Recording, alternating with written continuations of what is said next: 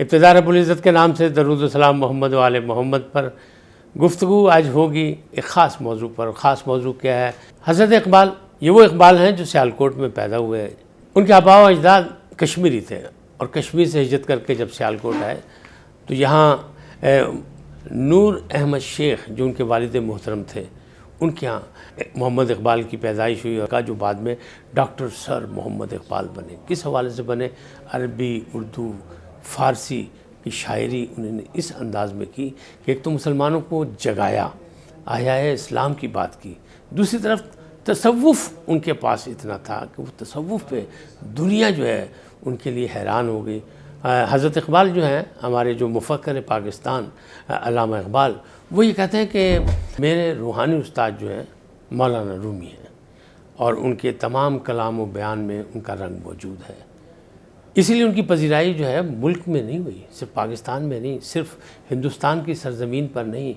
اس کے ٹھیکیدار جو ہیں وہ بھارتی بھی بنتے ہیں کہ ہمارے ہندوستان کے علامہ اقبال ہیں اور وہ اتنے بڑے شاعر ہیں، انہیں تسلیم کرتے ہیں. انہیں لکھا تھا کہ سب سے سارے جہاں سے پیارا ہندوستان ہمارا. تو وہ تقسیم ہند سے پہلے کی بات تھی، لیکن تقسیم ہند کے بعد اور تقسیم ہند کا جو نظریہ تھا خاص طور پر اسلامی ریاست کا، وہ علامہ اقبال نے دیا تھا. کب دیا تھا؟ 1930 کا جب الہ آباد میں جلسہ ہوا مسلم لیگ کا، تو اس کی صدارت کے بعد جو انہوں نے خطبہ دیا وہ خطبہ بنیاد بنا ہمارے نظریات کی، ہمارے آزادی کی. اب نور احمد شیخ والد محترم جو علامہ اقبال کے تھے وہ فرماتے ہیں کہ ایک دن میں سیالکوٹ میں تھا، جب میں محو نیند تھا یعنی سو رہا تھا تو مجھے خواب آیا. اس خواب میں نے دیکھا کہ ایک بہت خوبصورت کبوتر ہوا میں قلبازیاں کھا رہا ہے، کبھی ادھر جا رہا ہے، کبھی ادھر جا رہا ہے، کبھی اوپر جاتا ہے، کبھی ہوتا کھاتا ہوا نیچے آتا ہے، اور دنیا جو ہے اس کے پیچھے اس کو پکڑنا چاہتی ہے لیکن وہ پکڑا نہیں جا رہا کسی کے ہاتھ میں. اور اس خواب کا انجام یہ ہوا کہ اچانک دنیا دیکھتی رہ گئی اور وہ سفید کبوتر جو ہے وہ ان کی جھولی میں آ گرا.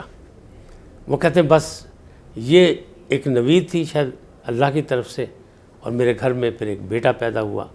اس بیٹے کا نام میں نے محمد اقبال رکھا، اور اقبال تو ہمیشہ بلند ہوتا ہے تو وہ بلند ہو گیا. ابتدائی تعلیم مذہبی دلائی ان کے والد محترم نے. تو وہ مدرسے میں گئے تو ان کے استاد محترم تھے ابو عبداللہ غلام حسن. وہ درس و تدریس کا کام کرتے تھے اور مذہبی اداروں میں بھی وہ درس دیا کرتے تھے، لہٰذا مذہبی تعلیم وہاں ہوئی. انہوں نے وہاں عربی بھی پڑھی، وہاں عام تعلیم بھی حاصل کی، سب کو کیا. لیکن وہاں جب وہ درس میں بیٹھے ہوئے تھے علامہ اقبال جو اس وقت محمد اقبال تھے، تو ان کو میر حسن صاحب نے جب دیکھا تو انہوں نے کہا کہ یہ تو بہت باصلاحیت ہے، ان کو جدید تعلیم دلانی چاہیے، یہ بچہ جو ہے وہ بہت شارپ ہے. تو وہ نہ مانے، ابو عبداللہ غلام حسن نہ مانے. تو پھر میر حسن صاحب نے جو کہ دوست تھے اپنا شیخ نور محمد کے، ان کے پاس گئے، یعنی علامہ اقبال صاحب کے والد صاحب کے پاس، اور انہوں نے پھر ان سے کہا. تو پھر جدید تعلیم کی بات آئی. پھر آپ نے دیکھا کہ دنیا انہوں نے فتح کی، انہوں نے قانون کی تعلیم بھی حاصل کی، انہوں نے فلسفہ بھی پڑھا، سب کچھ کیا اور دنیا میں دیکھا. پھر انہوں نے جو کچھ لکھا وہ صرف تصوف نہیں ہے، اس میں سب کچھ موجود ہے. انہوں نے دوسری زبانوں کے جو تھے وہ ترجمے بھی کیے، نظمیں بھی کی، انہوں نے نثر بھی لکھی، ساری چیزیں. تو ایک بڑا آدمی جب مفکر پاکستان بھی بنا اور شاعر مشرق بھی بنا تو اس سے بہت سی راہیں نظر آئیں لوگوں کو، ایک اچھائی، بھلائی اور خوشحالی کے حوالے سے اور اسلامی دنیا کی ترقی کے حوالے سے. اسی لیے یہ ہوتا ہے کہ جب آپ ایران جائیں تو وہاں پہ جتنی عزت اور قدر و منزلت ہے، ان کی توقیر ہے ڈاکٹر محمد اقبال یعنی علامہ اقبال کی، اتنی کہیں اور شاید نہ ملے.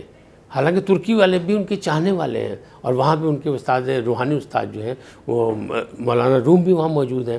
ترکی بھی ان سے پیار کرتا ہے، بھارت والے بھی پیار کرتے ہیں، اور یہ پاکستان کے بھی ہیں.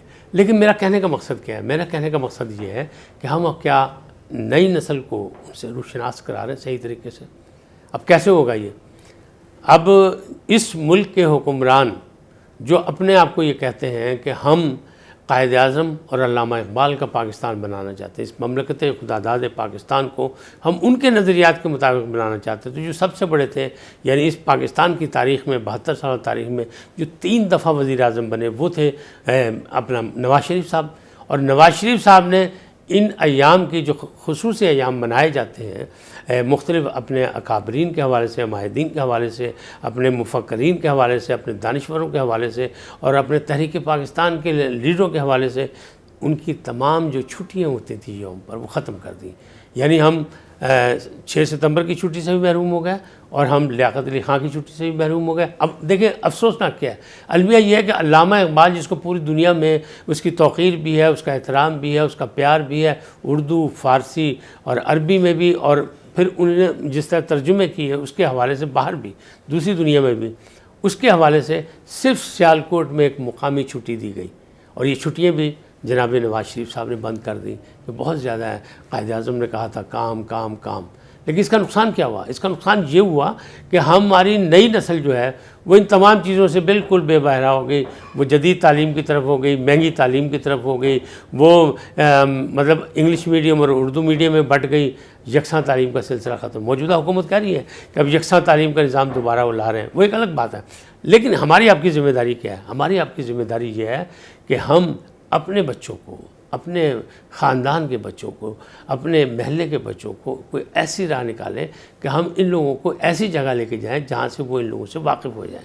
اب قائد اعظم سے روشناس کرانے کے لیے ضروری ہے کہ کراچی میں رہنے والے یا کراچی جانے والے وزیر مینشن میں اپنی نئی نسل کو لے کے جائیں اور وہاں دکھائیں جو نواردات وہاں رکھے ہوئے ہیں، جو وہاں پہ چیزیں ہیں جو ان کے زیر استعمال تھے قائد اعظم کی، وہاں موجود ہیں اور ان کو رکھا گیا ہے. تو اسی طرح ایک لاہور میں بھی ایک ہے جاوید منزل. جاوید منزل میں اگر آپ لے کے جائیں گے تو بچے آپ سے پوچھیں گے ایک ایک چیز، اور ایک ایک چیز آپ ان کو بتائیں گے تو ان کی جو تاریخ ہے، ان کا جو مطلب ایک ہماری ہسٹری ہے وہ ریوائز ہوگی ان کے دماغوں میں. لیکن ہم یہ کام نہیں کر رہے.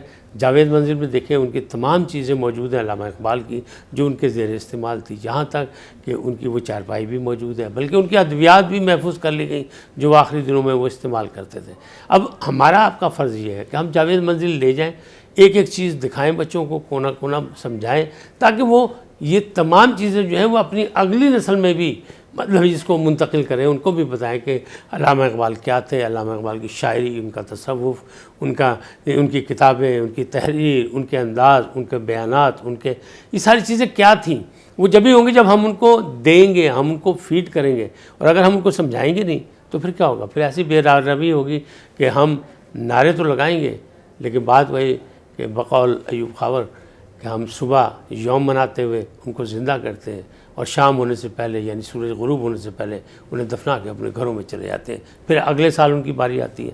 تو یہ سالہ سال نہیں، ہم زندہ قوم ہیں، اور اگر ہم زندہ قوم ہیں تو ہمیں ثابت بھی کرنا پڑے گا کہ ہم زندوں میں شامل ہیں. ہم اپنے جتنے بھی ہمارے ماضی کے جو بھی تھے اکابرین، جو بھی تھے معاہدین، جو بھی تھے ہمارے رہنما، جو بھی تھے ہمارے لیڈر، وہ سیاسی میدان میں تھے، تحریک کے میدان میں تھے، جن کو قربانیاں دیں، ان کو ہم یاد کرتے ہیں. ہم ان کو بھول نہیں سکتے، ہم ان کو فراموش نہیں کر سکتے.